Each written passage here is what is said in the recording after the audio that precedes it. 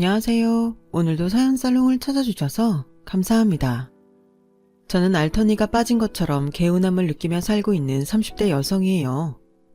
저희 가족들을 포함해서 정말 극소수의 사람들만 정확히 알고 있는 제 결혼 생활의 전말을 여기서 밝혀볼까 해요. 남편이랑은 연애 딱 2년 하고 결혼했어요. 이 기간 중에서 1년 넘게 장거리 연애를 했고요. 그 외에 유명한 표현 중에 눈에서 멀어지면 마음에서도 멀어진다는 말이 있잖아요. 저희는 안 그런 걸 보면 이게 바로 진짜 운명적 사랑이구나 싶어서 더 애틋해졌던 것 같아요. 멀리 있어도 이렇게 애정이 있는 걸 보면 가까이서 같이 살면 얼마나 더 알콩달콩할까 싶어서요. 그래서 결혼하자고 결심했었고요. 혹시 장거리 연애 해보신 분들은 알겠지만 전화, 문자 이런 것에 치중을 하게 되죠. 직접 못 보니까요. 저 아는 언니 한 명은 장거리 연애했을 때 메일을 그렇게나 주고받았다네요. 아무튼 남편하고 저는 얼굴 보면서 밥 먹고 데이트하고 이런 건 자주 할 수가 없었어요. 거의 전화로 대화를 많이 나눈 게 대부분이었죠. 그렇기에 제가 남편이란 사람의 단면만을 알았던 건가 봐요. 엄마, 이제 나까지 결혼하면 엄마는 이제 자식들 결혼 다 시키는 거예요. 그동안 고생 많으셨어요. 결혼 인사 드리러 갔던 날 남편이 시어머니 앞에서 싱글벙글 웃으며 말을 했었죠. 참고로 남편은 중학생 때 부친을 여인 경우였어요. 그래서 저는 홀 시어머니를 두게 된 거였죠. 남편의 누나 그리고 1살 어린 여동생은 둘 다 시집들을 일찍 간 상태였답니다. 마지막 남은 둘째마저 장가를 들게 되었으니 시어머니께서 무척 기뻐하시거나 감동하실 거라고 생각했어요. 그런데 이게 무슨 일인가요? 지난 생고생들이 눈앞을 스쳐가네. 젊디 젊은 나이에 서방님을 떠나보내고 별별 생고생을 다 하고 살아왔지. 이날 이때껏 네 옆에 내는 한시도 마음 편히 쉬어본 적이 없었어. 그래도 내 자식들 잘 사는 모습 보고 싶어서 이를 악물고 버텨왔다. 큰 딸년 보내고 작은 딸년 보내고 이제 내가 가장 의지하는 우리 멋쟁이 아드님을 보낼 때가 왔구나. 이 눈치 없고 못난 옆에 내가 한바구음을 짓기는커녕 대성통곡을 할 것만 같아서 미치겠구나. 이런 나를 어쩌면 좋다니? 갑자기 한설인 타령을 하셔서 저는 제 귀를 의심하고 말았어요. 서방님이니 옆편내이니 아드님이니 하는 지칭이 예사롭지 않았죠. 게다가 시아버지를 떠나보내셨을 당시 시어머니께서는 40대에 접어드신 나이셨을 텐데 젊디 젊다고 표현하시는 것도 아리송했고요. 그런데 더욱 황당했던 것은 시어머니께서 손으로 눈가를 훔치시는 신용을 하시자 남편이 자기가 더 울려고 했다는 점이에요. 우리 엄마가 세상에서 고생 제일로 많이 한 거 제가 다 알아요. 다른 누구도 아닌 제가 제일 잘 알고 있으니까 엄마 너무 걱정 마시고 서운해 마시고 저 결혼해서 아이 낳고 더욱 늠름해진 모습이 되는 거 기대만 많이 해주세요. 아이고야, 이렇게 말도 멋있게 하는 멋쟁이 아드님을 보내려니 내가 마음이 미어질 수밖에. 잘 키워놔도 내가 너무 잘 키워놔버렸어. 남편의 말에 시어머니께서는 감동에 벅차다는 표정이 되셨죠. 그 자리에서 저는 무슨 꿰다 놓은 보리자루처럼 눈치만 살피고 있었던 것 같아요. 머릿속으로는 이게 뭐지? 싶었네요. 남편이 원래 이렇게 효자였고 감성적이었던가 싶어서 놀랐고요. 그간 몇 가지 일하로만 남편을 통해 접해왔던 시어머니의 이미지는 이런 게 아니었는데 생각과 달라서 떨떠름했네요. 그래도 당시에 다행이라고 여겼던 건 우리 귀한 아드님이라며 남편을 애지중지하신 시어머니셨지만 저한테 난감한 질문을 하신다거나 저기를 보이시지 않았단 점이었죠. 그런 걸 보면 아들을 유달리 애틋하게 위하실 뿐이지 며느리를 시기 질투하실 요양은 아닌 것 같단 생각을 해버렸죠. 저희가 장거리 연애를 했던 이유는 제가 직장에서 먼 지방부서로 발령받았기 때문이었는데 퇴사하고 프리랜서로 전향하기로 결심을 하며 다시 거처를 위로 옮겼고 자연스레 이른 결혼을 하게 되었어요. 어차피 결혼할 거라면 혼자 살 집 새로 구하는 게 아니라 신혼집을 장만하는 게 맞는 수순이었으니까요. 그래서 본의 아니게 결혼식보다도 신혼집에서 같이 사는 것을 먼저 시작했었네요. 친정집은 참고로 멀고도 먼 지방에 있어요. 위치가 우리나라 최남단 수준이고 집안의 친척 어르신께서 옛날부터 그쪽에 땅을 조금 가지고 있었는데 저희 집에다가 쓰라고 해주신 거고요. 친정엄마의 건강 문제도 있었고 해서 부모님이 좀 이른 귀농을 결심하셨어요. 가족들도 당연히 다 동의했었고요. 그런데 시어머니께서 제 친정을 되게 우습게 보시더라고요. 너는 네 집 가는 것보다 북한의 백두산 가는 게 더 가까운 거 아니니? 유머로 하시는 말씀이 아니라 조롱을 담고 계셔서 저는 뭐 이런 걸로 트집을 다 잡으시나 싶었네요. 그런데 가만 보니까 친정집의 위치뿐만 아니라 집안 수준을 두고 낮잡아 보시는 듯 했죠. 너 결혼식장에서도 봤었지? 내 사촌 언니. 그 언니가 바로 삼성 국회의원 마누라하고 둘이 죽고 못 사는 가까운 친구란다. 네? 아, 국회의원의 마누라가 아니시고 그분의 친구이시라고요? 너 그게 얼마나 대단한 건지 모르니? 원래 끼리끼리 놀게 되어 있다고? 친구를 보면 그 댐댐이며 사는 수준이 보이는 거거든. 너처럼 낮은 환경에서 자라온 애는 이런 거 모르겠지만. 저한테 왜 이러시는 건가 싶었네요. 고향 친구가 강남에 건물 5채 있는 이야기, 또 어디 무슨 친구가 경기도에서 잘나가는 골프장 주인이라는 이야기 등등 끝도 없이 자랑 예시가 튀어나왔어요. 그러면서 꼭 말씀의 마무리를 비록 너는 모르겠지만 이라고 하셨답니다. 어떻게 대꾸해야 할지 모르겠어서 그럴 때마다 어색하게 웃고 넘겼어요. 그런 지인 인맥 자랑은 몇 차례이고 들어드릴 수 있었는데 문제는 이제 다른 데 있었죠. 직장으로 출퇴근하는 시간과 스트레스를 줄인 대신에 프리랜서로 전향하니까 고용 불안에도 시달렸지만 시어머니 같으신 분의 눈에는 도저히 제가 일을 하며 돈을 벌고 있는 모양새로 안 비쳤다는 게 문제였네요.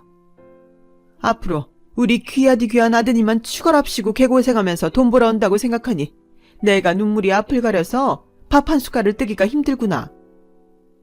제가 프리랜서로 이제 막 일을 시작한 것이었기 때문에 일감이 적어서 돈만 보자면 직장이 아니라 아르바이트라고도 할 수 있었는데요. 이건 최소 3개월 이상이 지나야 서서히 현상이 달라지는 거라고 제가 몇 번이고 말씀을 드려도 시어머니께서는 듣지 않으셨어요. 제가 집에서 판판히 놀고 있으니 집안 살림 관리 다 하고 아침 저녁으로는 남편 밥 차려주고 당신께 안부전화 매일같이 드리면서 시댁에 주 3회 이상 방문해야 한다고 하셨죠. 그런데 또 어이가 없었던 건 남편이에요. 엄마, 너무 그렇게 염려하실 거 없어요. 저 이제 다 컸잖아요. 저 정말 괜찮아요. 자기 모친을 말리기는커녕 불난데 기름 얻는 것도 아니고 자꾸 저런 식으로 호응을 하는 거예요. 그러면 모자간의 애틋한 분위기가 형성되고 저는 또다시 꿰다 놓은 보릿자루가 되는 거였죠. 남편한테 왜 자꾸만 언행을 그렇게 하냐면서 주의 좀 하라고 그랬더니 눈 땡그랗게 뜨면서 자기가 뭘 잘못했는지 뭐가 잘못됐는지 전혀 모르겠다고 그랬어요. 저보고 예민하고 머릿속에 생각이 너무 많다고 하더군요. 이런 것까지는 제가 신기 불편한 거 누르면서 못 본 척, 안 들리는 척하고 넘기겠는데요. 줄줄이 사건 터져주시고 그들의 진면목을 더 알게 되니까 미칠 노릇이 된 거죠. 저희 친정 부모님이 저 먹으라고 미역을 보내주셨어요. 지인분을 통해서 구매하셨다는 미역이었는데 자연산이라 그런지 말린 땔감을 더 달라서 국 끓이면 정말 맛있겠다는 생각을 하고 있었는데 옆에서 남편이 그러더군요. 우리 엄마도 미역 좋아하시는데 미역 초무침, 미역 줄기볶음 이런 것도 다 잘 드셔. 그러니 미역국은 얼마나 잘 드시겠어. 삼남매 낳고 당시에 산후조리도 마음껏 못하셨던 분이 우리 엄마야. 그게 한이 되셨는지 미역국을 유달리 좋아하시는 것 같아. 이게 무슨 말이겠어요. 자기 모친에게 이 미역 드리고 싶다는 뜻이었죠. 미역량이 그렇게 많지도 않았던지라 한번 드실 만큼 갖다 드리겠다는 식으로 대충 말을 둘러댔어요. 그랬더니 몇 시간 후 시어머니로부터 연락이 왔어요. 야, 너 좋은 미역에 있어서 삼시세끼 미역 끼고 산다며? 그런 좋은 거가 집에 들어오거든. 네 입만 입이라고 생각하지 말고 네 서방부터 꼭 챙겨야 한다. 네? 오늘 미역을 받아서 저도 아직 안 먹어봤는데요. 뭔가 오해가 있으신 것 같아요, 어머님. 그래? 어머나 그랬구나. 나는 또 네가 우리 귀한 아드님 빼놓고 혼자 좋은 미역 처먹고 있는 줄 알았지 뭐니. 아니라니 다행이구나. 그럼 그 미역 우리 집에 들고 오련? 내가 최고급 한우를 국거리로 끊어놓을 테니까 미역국 끓이면 좋겠구나. 원래 큰 냄비에다가 한꺼번에 많이 끓여야 맛있는 법이란다. 네, 그건 그렇죠. 저희 집에는 그렇게 큰 냄비가 없어서. 그럼 제가 모레 금요일에 미역 들고 가겠습니다, 어머님. 내일은 작업할 게 많이 밀려 있어서요. 모레 낮에 찾아뵐게요. 그러렴. 금요일 퇴근길에 우리 아드님한테 뜨끈한 미역국 한 그릇 먹도록 차려주면 딱이겠구나. 근데 오늘 저녁은 너 반찬 뭘로 산을 차렸니? 또 지난번처럼 있던 반찬 줄줄이 꺼내놓기만 한 건 아니지? 그리고 우리 아드님한테 살갑게 잘 좀 해. 맨날 첫날 평일마다 서방 혼자 저녁 먹게 하고 자기는 컴퓨터 앞에 앉아있는 목석 같은 마누라가 어디에 있다니? 너도 참. 집에서 별로 하는 것도 없으면서 너는 서방 내조라도 일품으로 하거라 제발. 잔소리 폭격 맞아서 속에 우라통이 터졌는데 희한하게 시어머니한테보다도 전화 끊고 나서 보이는 남편 얼굴이 더 화가 나더라고요. 분명 결혼하기 전에는 이런 결혼 생활을 그린 게 아니었는데 씁쓸한 생각이 들었죠. 시댁에 미역을 가져갔던 날 시어머니께서는 저에게 부엌적으로 턱짓을 하시며 소파에 들어 누우셨어요. 집에 참기름도 넉넉하니까 네가 미역 불려다가 고기하고 볶아서 미역국 좀 맛있게 한 솥 끓여봐라. 나는 TV 보다가 눈 좀 붙이련다. 내내 작업하며 일하다가 온 건데 저도 피곤한 몸이었지만 내색 안 하고 일단 미역국을 끓였어요. 소고기를 비싸고 좋은 걸로 구입해 놓으셨더라고요. 원래 끓일수록 맛있어지는 게 미역국이잖아요. 그래서 정성을 다해 푹 고아내듯이 잘 끓여놨어요. 저녁 되니까 남편이 시댁으로 퇴근을 했고요. 제가 바로 밥상 차리려고 하니까 시어머니께서 화들짝 놀라 달려오시더니 저를 부엌 밖으로 밀어내셨어요. 네가 여기까지 고생이 많았는데 상은 내가 차려야지. 김치 있는 건 종류별로 꺼내다가 맛있게 먹자꾸나. 너는 잠깐만 쉬고 있으렴. 상 차리는 건 직접 하고 싶으신 줄로만 생각을 했어요. 그리고 잠시 후 준비가 다 됐다는 소리에 남편하고 둘이 식탁 앞으로 가서 앉았더니 제 국그릇에는 소고기가 마치 고명처럼 딱 2점 보이더라고요. 미역국을 다 푸고 나서 인위적으로 고기 2점 얹은 것 마냥 말이죠. 그래봤자 당연히 안쪽에 고기가 많겠지 했는데 웬걸요. 한 개도 더 없는 거예요. 어떻게 이럴 수가 있어요. 일부러 고기를 빼고 국자를 푸지 않는 이상 이럴 수는 없었어요. 기분이 상해서 남편 국그릇을 봤는데 고기가 3-4개 정도 보이더라고요. 많진 않았고요. 미역을 참 좋은 걸로 보내주셨구나. 이건 미역이 보약이라 무조건 미역을 먹어야 돼. 소고기는 대충 거들 뿐이야. 시어머니께서 갑자기 그런 말씀을 하시길래 여기서 대꾸하기도 귀찮아서 그냥 식사를 시작했네요. 그런데 안 보려고 해도 옆자리에 남편 국그릇은 미역이 꽉 차 있는 게 자꾸 보이더라고요. 제 건 미역도 대충 적당한 양이었는데요. 그때 남편이 투정을 부렸죠. 아, 나 이런 줄기 부분 잘 못 먹는데 딱딱하고 질겨서. 엄마, 나 이거 가위로 잘라 먹으면 안 돼요? 되지? 당연히 되고 말고. 가만히 있어보자. 미역자를 가위가 어디로 갔나? 시어머니께서 당장 수저를 내려놓으시곤 일어나셨어요.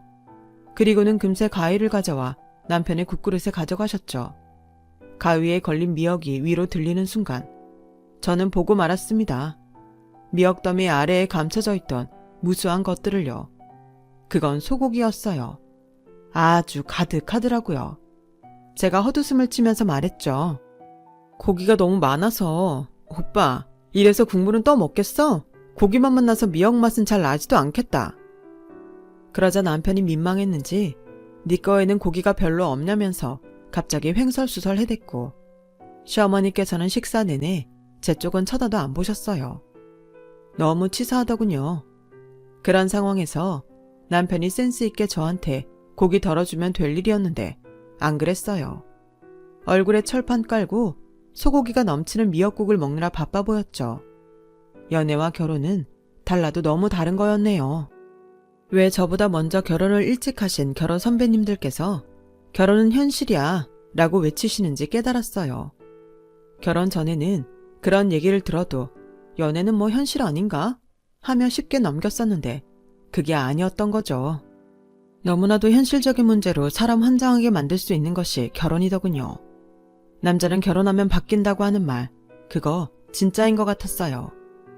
미역국 소고기 사건 이후로 시어머니께서는 저에게 아무 때고 연락하셔서 이거 해라 저거 해라 명령하시는 걸 조금이나마 자중하셨는데요. 문제는 제가 그 이후로 남편의 실체를 주목하게 되었다는 거예요. 제가 미약한 몸살감기 기운이 있었는데 자꾸 상큼한 과일을 먹고 싶더라고요. 그래서 남편한테 올 때 집 근처에 있는 슈퍼에서 자두 좀 사다 달라 그랬어요. 근데 빈손으로 귀가한 거예요. 가보니까 자두 없던데? 원래 자두는 아무 때고 있는 게 아니야. 그냥 자두 사탕이나 먹어. 아니면 대충 뭐 상큼한 맛 나는 사탕들 있잖아. 그러면 되지. 그럼 자두 사탕은 어디에 있는데? 그런 걸 사주고 나서 말을 하든지. 오빠, 슈퍼에 자두 없었던 건 맞기는 해? 그러자 남편이 되게 기분 나빠하면서 옷 갈아입고 밥 먹을 때까지 한마디도 안 하더군요. 어차피 저는 작업 능률상 저녁을 먼저 일찍 먹어서 평일에는 같이 안 먹었기 때문에 지갑을 챙겨서 집을 나섰어요. 그만큼 자두가 먹고 싶었거든요. 띵 울리는 머리 부여잡고 슈퍼에 갔더니 좀 전까지는 2팩 있었는데 방금 다 팔렸다고 사장님께서 그러셨어요. 맨날 갈색 가죽 가방 손에 들고 다니는 저희 남편 아까 보셨냐고 하니까 사장님 하시는 말씀 맹세코 못 봤다고 하시더군요. 그거 알고 너무 짜증이 난 채로 대형 마트까지 갔어요. 5kg라도 자두를 먹어야겠더라고요. 아파서 그랬던 것인지 사람이 살다 보면 이성보다 오기가 앞설 때가 있잖아요. 제가 그때 그랬네요. 대형 마트에서 자두 플라스틱 작은 통에 담긴 거 한 통에 9,000원 하더군요. 비싸도 감안하고 샀죠. 집에 오니까 남편은 과자 먹으면서 TV 보고 있었는데 제가 품에 끼고 온 자두를 힐끗 쳐다보곤 아무 말도 안 하더군요. 자두 미리 씻어놓고 나서 급한 작업부터 먼저 마무리했어요. 일 끝내고 자두나 먹을 생각에 그나마 기분이 나아졌건만 부엌으로 가봤다가 제가 어이를 상실했네요. 남편이 자두를 처먹고 있었어요. 이거 비싸 보이는데 역시나 맛있네. 잘 사왔다. 평소에는 자두 같은 거 먹고 싶다는 소리도 안 하더니 웬일이래? 이런 소리나 하면서요. 그 말을 하면서도 입으로는 쉴 새 없이 자두를 먹고 있었죠. 먹는 속도도 얼마나 빠른지 자두 국물이 손을 타고 흘러서 식탁 위로 뚝뚝 떨어지는 모양새에 제가 가지고 있던 정남이도 함께 떨어졌네요. 나 먹겠다고 산 걸 오빠가 왜 먹어? 나 어제부터 몸이 안 좋다고. 상큼한 자두 먹으면 이맛 돌 것 같다고 내가 몇 번이나 말했잖아. 그런 거였어? 자두 다 씻어놨길래 나는 네가 나 먹으라고 둔 줄 알았지. 아까 나한테 핀잔 준 거 사과하는 의미로. 뭐? 장난해? 오빠, 여기 슈퍼에 갔던 거 사실이기는 해. 내가 물어보니까 사장님은 오빠 본 적 없다고 하시더라. 내가 자두 사와달라고 한 걸 그렇게나 사다 주기 싫었어? 너는 왜 그런 것까지 알아내냐? 사람이 너무 치밀해서 무섭네. 그래, 내가 가려다가 안 갔다. 밖에서 딱 봐도 자두 다 팔리고 없는 것 같아서 안 들어갔다고. 됐냐? 그게 그렇게 잘못이야. 열심히 외치면서도 손에서 자두를 안 놓더군요. 말도 못나게 했지만 누가 쫓아올까봐 허겁지겁 자두를 해치우던 모습이 너무 충격적이었어요. 남편이 부리는 식탐을 제가 진작 눈치챘어야 했습니다. 결혼 전에 장거리 연애하던 시절에는 그런 식탐이 있는 줄 몰랐어요. 몇 번 정도 먹성이 좋네 라고 생각한 적은 있었죠. 남자가 입 짧아서 깨작거리며 먹는 것보다는 잘 먹는 게 훨씬 낫다고 여겼기에 그런 모습도 좋았고요. 하지만 제 착각이었고 남편 역시도 자기의 진짜 모습을 억누르며 숨겨왔었던 거예요. 언제부터 고삐가 제대로 풀렸는가를 생각해보자면 아무래도 미역국 안의 소고기 사건 이후로 대범해진 것 같았어요. 음식에 대한 집착과 열망을 숨기지 않더군요. 모처럼 늦은 저녁에 치킨이라도 시키잖아요. 부부끼리 오붓하게 치킨 뜯으면서 TV 보고 좋은 시간 보내는 건 불가능이었어요. 식탐에 미친 인간이 있는 이상 좋은 분위기가 잡힐 리 없었죠. 남편, 저한테는 앞접시며 나무젓가락 좀 챙겨오라고 해놓고 자기는 치킨 상자 열자마자 허겁지겁 닭다리부터 집어들었어요. 너무 뜨거웠는지 으악 뜨거! 으악 뜨거! 이러면서도 닭다리를 안 놓고 열심히 뜯더라고요. 닭은 다리도 2개고 날개도 2개죠. 먹는 입도 2개고요. 그럼 1인당 1개씩 먹는 게 기본이잖아요. 그런데 슬슬 눈치 보면서 입맛 다시더니 자기가 남은 닭다리도 먹더군요.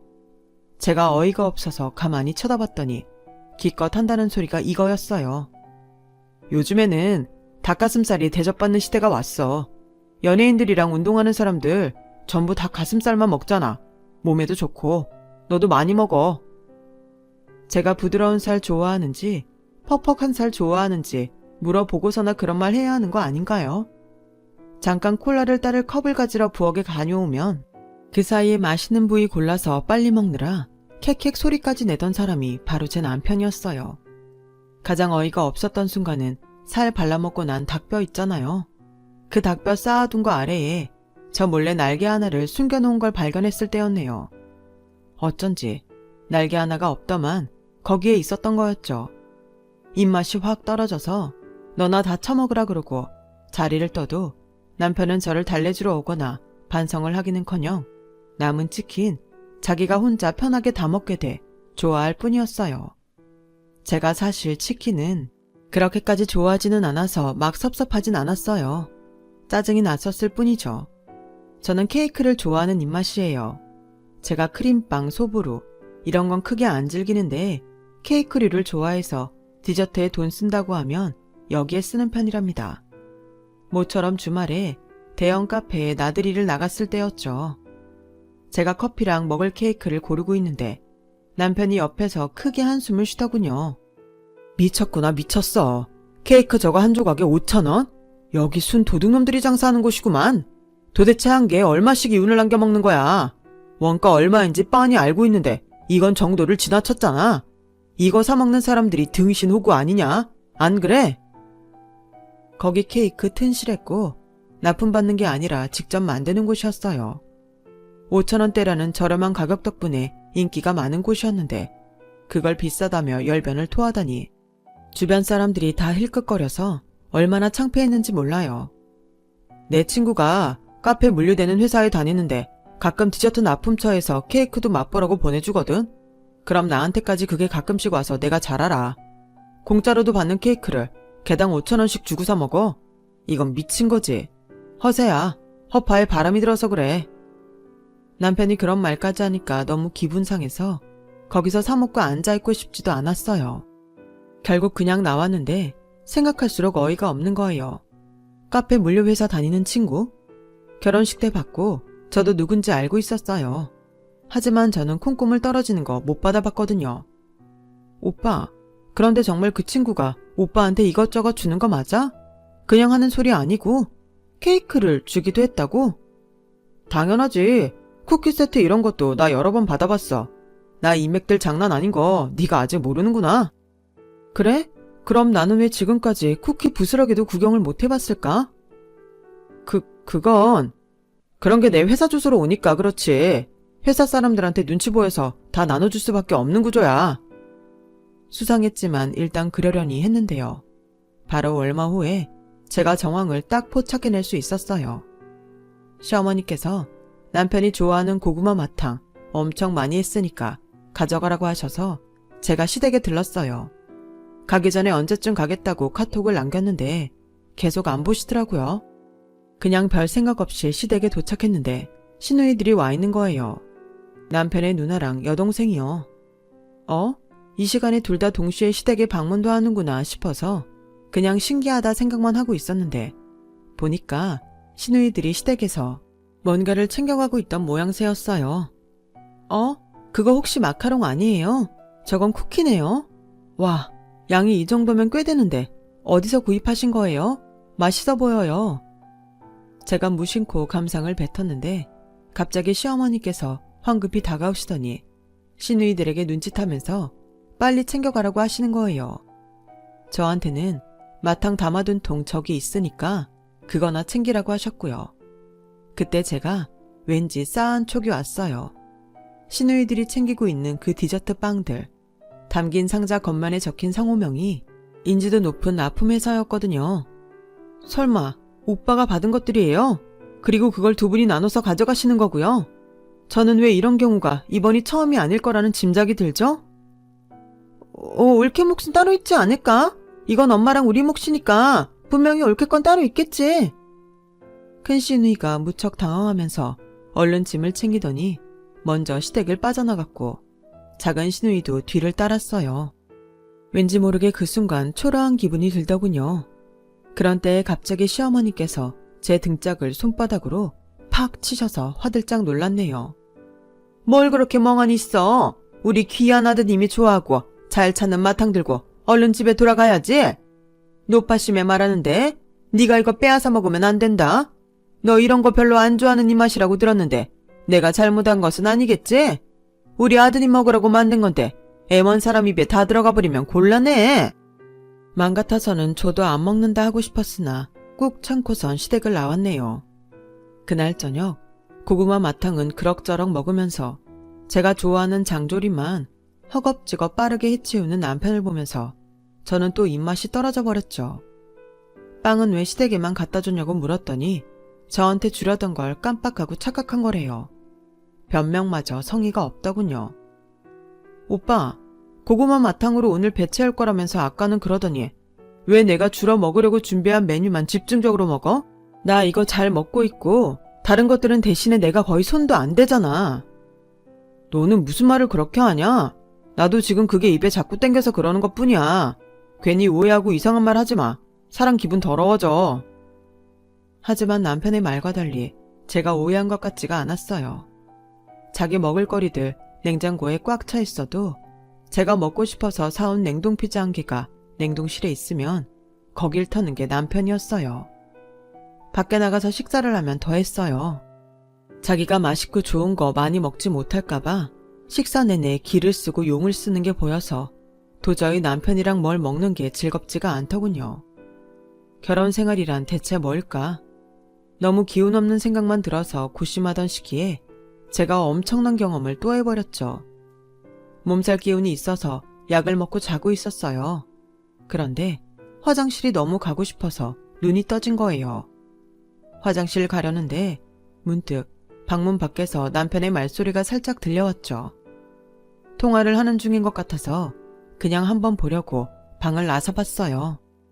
남편은 거실 바닥에 앉아서 발톱을 깎으며 휴대폰을 스피커 모드로 해놓은 채 통화 중이었는데 상대가 시어머니셨죠.